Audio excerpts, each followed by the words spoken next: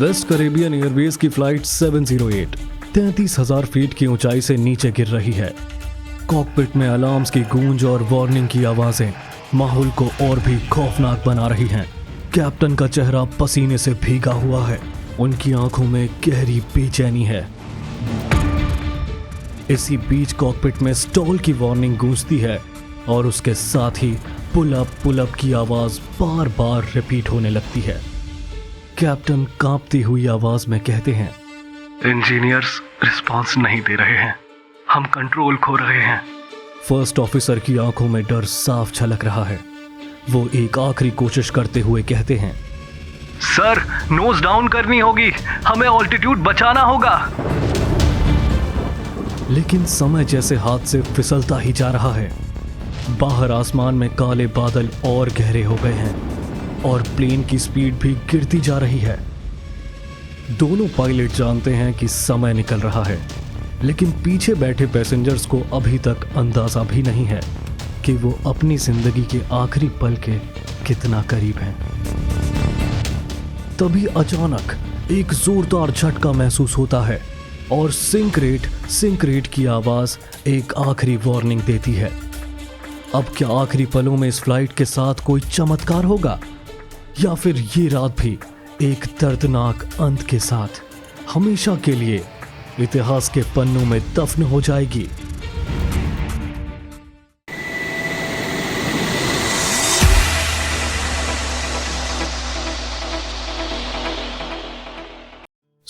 अगस्त 2005 waste Caribbean Airways की flight 708 Panama city से Martinique के लिए उड़ान भरने की तैयारी कर रही है।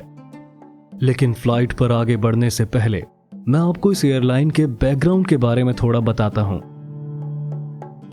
क्योंकि इस इंसिडेंट को ठीक से समझने के लिए आपका इसके बारे में जानना जरूरी है।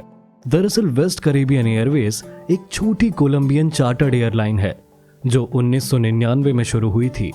शुरुआती दिनों में ये छोटे ATRs और चेक टर्बो प्रॉप्स उड़ाती थी, लेकिन 2003 में इन्होंने MD-80 सीरीज के जेट्स भी उड़ाने शुरू कर दिए।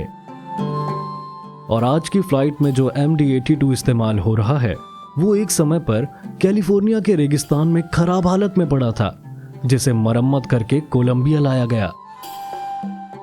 असल में इस एयरलाइंस की फाइनेंशियल कंडीशन बहुत ही ज्यादा खराब है। क्रू मेंबर्स को 6 महीने से सैलरी नहीं मिली है और इस फाइनेंशियल दबाव का असर कॉकपिट में भी महसूस हो रहा है। वैसे आज की इस फ्लाइट के कैप्टन ओमार ओस्पीना 40 साल के हैं और उनके पास करीब 5,942 घंटों का फ्लाइंग एक्सपीरियंस है। हालांकि सैलरी न मिलने की वजह से ये अपना गुजर बसर करने के लिए एक छोटा सा रेस्टोरेंट और पब भी चलाते हैं। कॉकपिट में कैप्टन के अलावा फर्स्ट ऑफिसर डेविड मुनियोज मौजूद हैं, जिनकी उम्र सिर्फ 21 साल है। उनके पास कुल 1,341 घंटों का फ्लाइंग एक्सपीरियंस है, जिसमें MD-82 पर इन्होंने 862 घंटे बिताए हैं। इस वक्त रात के 12:40 हो रहे हैं और ये फ्लाइट अपने निर्धारित समय से लगभग 2 घंटे लेट हो चुकी है, क्योंकि वेस्ट कैरेबियन एयरवेज के पास फ्यूल भरवाने के लिए पैसे नहीं हैं। आखिरकार घंटों इंतजार करने के बाद एयरलाइन जैसे तैसे करके पेमेंट का इंतजाम करती है और फ्लाइट में फ्यूल डाला जाता है। इस बेवजह की देरी ने फ्लाइट को देर रात तक खींच दिया है, जिस समय थकान अपने चरम पर होती है। फ्लाइट में कुल 160 लोग सवार हैं, जिसमें 152 पैसेंजर्स और 8 क्रू मेंबर्स हैं। फ्यूल भरने के बाद प्लेन को धीरे धीरे पुशबैक किया जाता है और टैक्सिंग के जरिए ये रनवे तक पहुंचता है।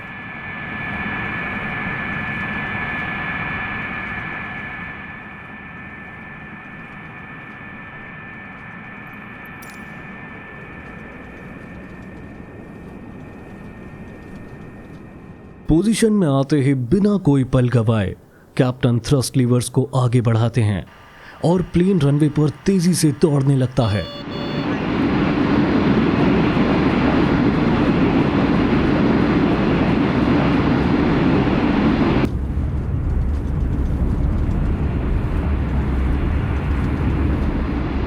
इस तरह इंजन्स की गड़गड़ाहट और रनवे के हल्के झटकों के बीच रात 12:58 पर फ्लाइट 708 स्मूथली हवा में उड़ जाती है।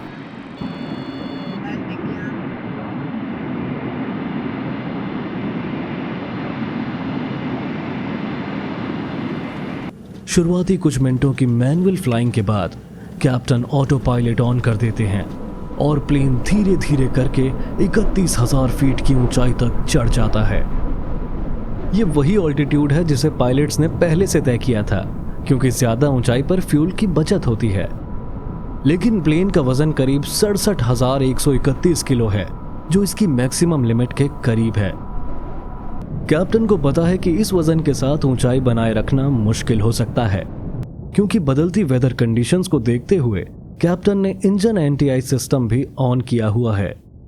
असल में जब इंजन एंटी आइस सिस्टम चालू होता है तो इंजन में गर्म हवा ली जाती है ताकि इंजन इनलेट और पंखों पर बर्फ ना जमे। इसका मतलब है कि इंजन की कुछ ताकत थ्रस्ट की वजह से इस सिस्टम के लिए डाइवर्ट हो जाती है, जिससे प्लेन की ऊंचाई बनाए रखने की क्षमता पर असर पड़ता है। प्लेन इस वक्त अपने क्रूजिंग ऑल्टीट्यूड 31,000 फीट पर है, लेकिन इस भारी वजन और एंटी आइस सिस्टम की वजह से सिचुएशन थोड़ी सी नाजुक है। बाहर अंधेरे आसमान में काले बादल दिखने लगे हैं। रेडार पर लाल और पीली स्ट्राइप्स तूफान का संकेत दे रही हैं। कॉकपिट में इस वक्त हलचल मची हुई है। कैप्टन आगे की कंडीशन का अंदाजा लगाते हुए फर्स्ट ऑफिसर से कहते हैं, हम थोड़ा और ऊंचाई पर जा सकते हैं क्या? 33,000 फीट ट्राई करते हैं। फर्स्ट ऑफिसर हिचकिचाते हुए पूछते हैं, सर, ये ऑल्टीट्यूड अभी सेफ होगा? हम ऑलरेडी मैक्स वेट के करीब हैं। कैप्टन इंस्ट्रूमेंट्स पर नजरें टिकाए जवाब देते हैं, आई नो, पर हमें टर्बुलेंस से बचना होगा। क्लियरेंस मांग लो। इतना सुनते ही फर्स्ट ऑफिसर क्लियरेंस के लिए कॉल करते हैं और एटीसी से उन्हें 33,000 फीट तक जाने की मंजूरी मिल जाती है। इस तरह इंजन्स की तेज आवाज और हल्की गड़गड़ाहट के बीच प्लेन अपनी ऊंचाई बढ़ाने लगता है। हालांकि प्लेन पहले से ही अपनी परफॉर्मेंस लिमिट्स के करीब है कि इंजन एंटी आइस सिस्टम चालू होने की वजह से थ्रस्ट आउटपुट कम हो चुका है। ऐसे में प्लेन धीरे धीरे करके जैसे तैसे 32,300 फीट की ऊंचाई तक तो पहुंच जाता है, लेकिन फिर इसकी स्पीड ड्रास्टिकली कम होने लगती है।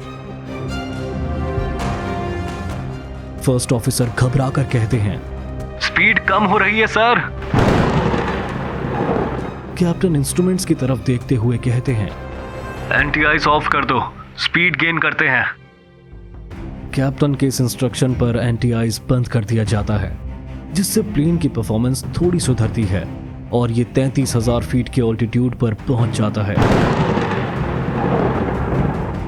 लेकिन मौसम के बदलते हालात को देखते हुए कैप्टन इंजन और एयरफ्रेम एंटी आइस सिस्टम फिर से ऑन कर देते हैं।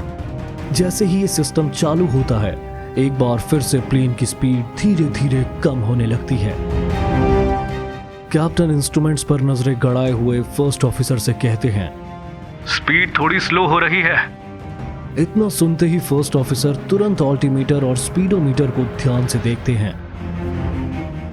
इस वक्त auto pilot altitude hold mode में है, लेकिन लगातार गिरती स्पीड अब सिचुएशन को नाजुक बना रही है।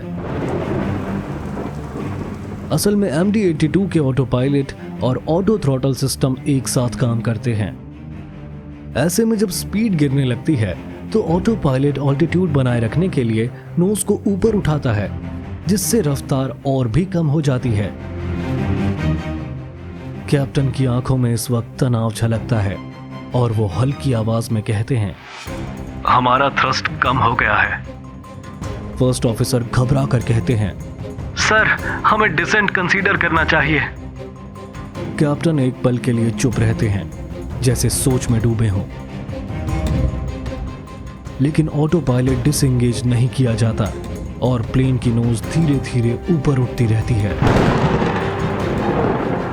अगर कैप्टन समय रहते अपनी गलती को पहचान नहीं पाए तो फ्लाइट 708 का अंजाम बहुत भयानक हो सकता है, क्योंकि एविएशन की फील्ड में सुरक्षा को लेकर की गई छोटी सी चूक भी एक बड़े हादसे की वजह बन सकती है। ठीक वैसे ही जैसे आपके घर की सिक्योरिटी में जरा सी लापरवाही आपको एक बड़ा नुकसान दे सकती है। अब आपको अपने घर की सिक्योरिटी में कोई कॉम्प्रोमाइज ना करना पड़े, इसके लिए मैं हमेशा अपने सभी व्यूअर्स को D3D security system and CCTV camera लगाने की सलाह देता हूं। ऐसा क्यों? वो इसलिए क्योंकि D3D सिक्योरिटी सिस्टम अपने सेंसर्स और इंफ्रारेड रेस की मदद से आपके घर में एक ऐसा सुरक्षा चक्र बनाते हैं कि कोई इंसान तो क्या, परिंदा भी इजाजत के बिना आपके घर में पर नहीं मार सकता। ये एक ऐसा सिक्योरिटी गार्ड है जो 24 घंटे आपके और आपके परिवार की सुरक्षा में तैनात रहता है और आपको देता है सुकून व चैन की नींद। सबसे अच्छी बात ये कि इस सिक्योरिटी सिस्टम को आप सिर्फ 10 मिनट में बहुत ही आसानी से अपने घर के अंदर इंस्टॉल कर सकते हैं। इसके लिए घर में कोई तोड़-फोड़ करने की जरूरत नहीं और सिर्फ आप लोगों के लिए डिस्क्रिप्शन में मैंने लिंक के साथ स्पेशल कूपन कोड भी डाल दिया है, इसलिए एक बार चेक जरूर करें। तो चलिए वापस अपनी स्टोरी पर आते हैं। कॉकपिट का माहौल इस वक्त बहुत टेंस है और दूसरी तरफ प्लेन के बाहर मौसम भी और ज्यादा खराब हो चुका है। भारी बादल और हल्की बारिश विंडस्क्रीन पर दिख रही हैं। कैप्टन एक पल के लिए ऑटो पायलट को देखकर कहते हैं, स्पीड कंट्रोल में लाने की कोशिश करते हैं, इंजन एंटी-आइज को ऑफ करते हैं। फर्स्ट ऑफिसर का चेहरा सफेद पड़ जाता है और वो घबराते हुए कहते हैं, हमें जल्दी ही कुछ करना होगा। उसकी आवाज में घबराहट साफ झलकती है। प्लेन अब 33,000 फीट पर धीरे धीरे स्पीड खो रहा है। कैप्टन ऑटो पायलट को डिस्कनेक्ट करते हैं और प्लेन का कंट्रोल खुद अपने हाथों में ले लेते हैं। वो फर्स्ट ऑफिसर से कहते हैं, हमें डिसेंट चाहिए, 31,000 फीट का क्लियरेंस मांग लो।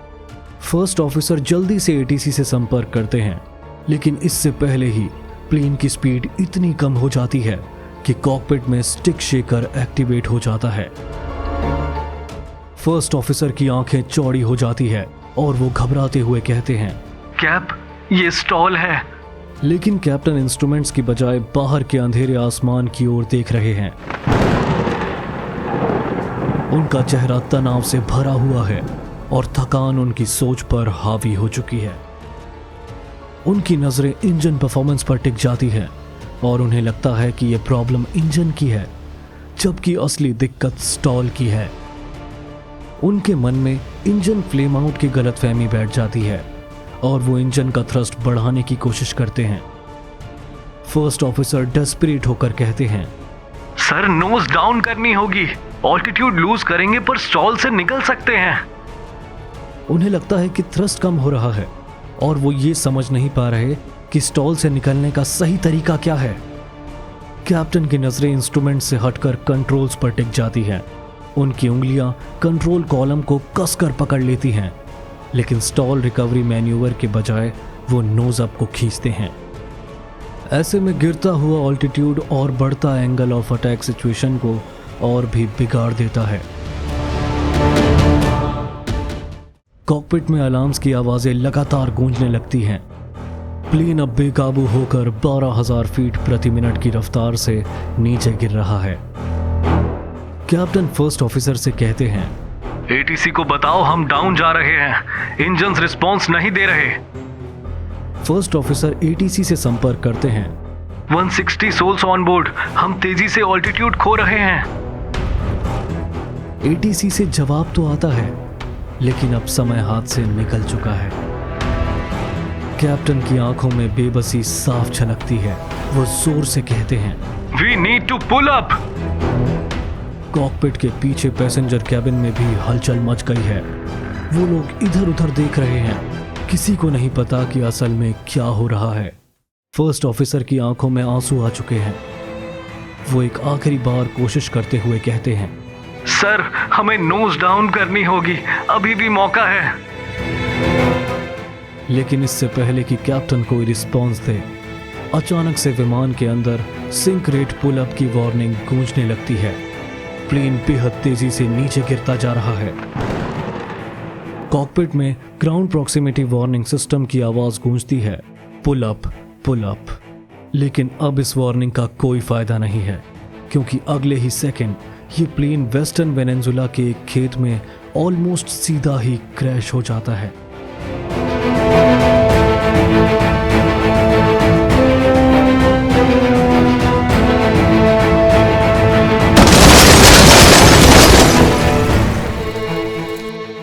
ये टक्कर इतनी जबरदस्त होती है कि प्लेन के टुकड़े चारों तरफ बिखर जाते हैं और उसमें सवार सभी 160 लोग मौके पर ही अपनी जान गंवा देते हैं। इस हादसे की खबर तेजी से फैल जाती है। एयर ट्रैफिक कंट्रोल और रेस्क्यू टीम को यकीन नहीं होता कि इतना बड़ा हादसा कैसे हो गया। प्लेन की तबाही और उसके असर को देखकर वेनेजुला और कोलंबिया के एविएशन अधिकारियों की टीम तुरंत जांच में जुट जाती है और कुछ ही हफ्तों में हादसे की वजह सामने आ जाती है। रिपोर्ट बताती है कि सबसे बड़ा कारण पायलट की गलतियां और सही ट्रेनिंग की कमी थी। जांच में पता चलता है कि पायलट ने स्पीड कम होने के इंडिकेशन सही समय पर नहीं पहचाने और स्टॉल से बचने के लिए सही तरीका नहीं अपनाया। साथ ही कॉकपिट में बातचीत की कमी और फर्स्ट ऑफिसर का कॉन्फिडेंस ना दिखाना भी एक बड़ी वजह बना। असल में एयरलाइन की हालत पहले से ही खराब थी और क्रू को कई महीने से सैलरी नहीं मिली थी, जिससे उनके मेंटल स्टेट पर असर पड़ा। और तो और पायलट्स को ऊंचाई पर स्टॉल से निपटने की सही ट्रेनिंग भी नहीं मिली थी। इसके बाद international level of aviation industry में high altitude stall recovery training पर खास ध्यान दिया गया और ये इंश्योर किया गया कि पायलट्स को ऐसी सिचुएशन से निपटने की सही ट्रेनिंग मिले ताकि फ्यूचर में ऐसे हादसों से बचा जा सके। वेस्ट कैरेबियन एयरवेज को इस हादसे के बाद तुरंत ग्राउंड कर दिया गया। उनकी आखिरी फ्लाइट को भी रोककर एयरलाइन को हमेशा के लिए बंद कर दिया गया। बाकी दोस्तों, हमारी आज की वीडियो में बस इतना ही। वीडियो में आखिरी तक बने रहने के लिए आपका बहुत बहुत शुक्रिया। एविएशन इंडस्ट्री की सभी लेटेस्ट न्यूज और एयर क्रैश से जुड़ी सभी महत्वपूर्ण जानकारियों के लिए कृपया चैनल को सब्सक्राइब कर लें ताकि आपका और हमारा साथ ऐसे ही बना रहे।